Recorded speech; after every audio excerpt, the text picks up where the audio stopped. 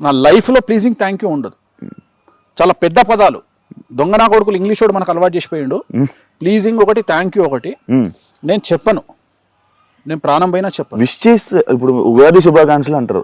సంతోషం, చాలా సంతోషం. ఓం నమో వెంకటేశాయ, హ్యాపీ బర్త్డే, వెంకటేశ్వర అనుగ్రహ సిద్ధిరస్సు.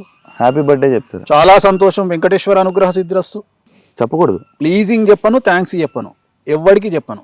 బా ఓన్లీ వెంకటేశ్వరానికి చెప్తా, కామాకి అమ్మవారికి చెప్తా. ఎవరికి ఎవడు వీకిండని. కారు కొనుక్కుంటే వాడు 4 రోజులు వండుకోడు. శివ కారు కొనుక్కుంటే శివ దోస్తులం అని చెప్పుకునే నాయాళ్ళు నెల రోజులు నిద్రపోడు ఎవడు. ఉన్నారు. నువ్వు ఐఫోన్ కొనుక్కుంటే 2 రోజులు నిద్రపోడు. నీ ఇంటర్వ్యూ సక్సెస్ అయితే నిద్రపోడు. నీ పెళ్ళంతో నువ్వు సినిమాకు పోతే నిద్రపోడు. ఇలాంటి దొంగనా కొడుకులనా ఎంటర్టైన్ చేసేది. సో కలియుగంలో మరీ ముఖ్యంగా తెలుగు స్టేట్లో ఉన్నంత చండాలము, జెలస్ ఇంకా ప్రపంచంలో ఎక్కడా లేదు. సో చాలా చాలా చాలా చాలా దరిద్రంగా ఉంది సిచ్యువేషన్. సో దానికి తగ్గట్టుగా దేశ కాలమాన పరిస్థితులను బట్టి మనం నడుచుకోవాలి. కాబట్టి సాధ్యమైనంత వరకు ప్రైవేట్ లైఫ్ అంటేనే నాకు ఇష్టము. ఒకవేళ నేనేమన్నా ఎంజాయ్ చేయాలనుకుంటే వేరే దేశానికి పోయినప్పుడు చాలా హ్యాపీగా ఎంజాయ్ చేస్తా. అది కూడా తెలుగు జనాలు, ఇండియన్స్ లేనటువంటి ప్రాంతాలు ఎంచుకొని మరీ చేస్తా. చివరికి లండన్ పోతే మనోళ్ళే నమస్తే కాక అంటారు. కానీ అభిమానులు ఉన్నారులేండి మీకు.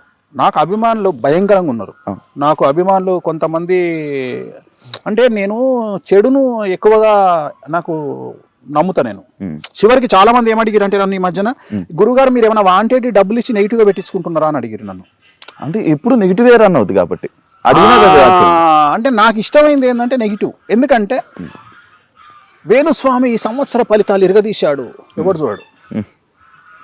చూడు వేణుస్వామిని పబ్బులో నుండి గెంటేశారు. 10 మిలియన్, 1 మిలియన్. సో జనాలు ఏం కోరుకుంటారు? కొత్తదనాన్ని కోరుకుంటున్నారు. ఎవడన్నా నాశనం అయిపోయిందా? జనాలు ఏంటంటే ఈ వారం అలెక్య పికిల్స్ అయిపోయింది, మనకొద్దు. ఇప్పుడు ఏమొచ్చింది లేటెస్ట్? దువ్వాడ శ్రీనివాస్ వద్దు, అయిపోయింది 1 వీక్. సో జనాలకు ఎంటర్టైన్మెంట్ కావాలి. ఈ వారం వేణుస్వామి, ఓకే. ఇది జరగదని తెలుసు వాడికి, అయినా జనాలు కొత్తదనాన్ని కోరుకుంటారు. అంటే ఒక సైకో ప్రవృత్తి జనాల్లోకి వచ్చింది.